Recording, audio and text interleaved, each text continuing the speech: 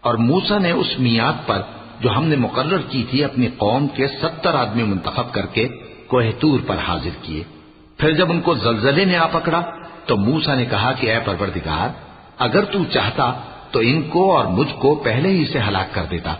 کیا تو اس فعل کی سزا میں جو ہم میں سے بے عقل لوگوں نے کیا ہے ہمیں ہلاک کر دے گا؟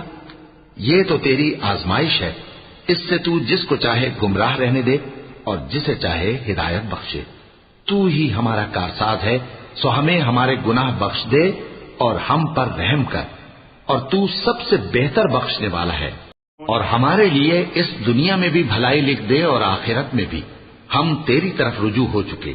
فرمایا کہ جو میرا عذاب ہے اسے تو جس پر چاہتا ہوں نازل کرتا ہوں، اور جو میری رحمت ہے وہ ہر چیز کو شامل ہے۔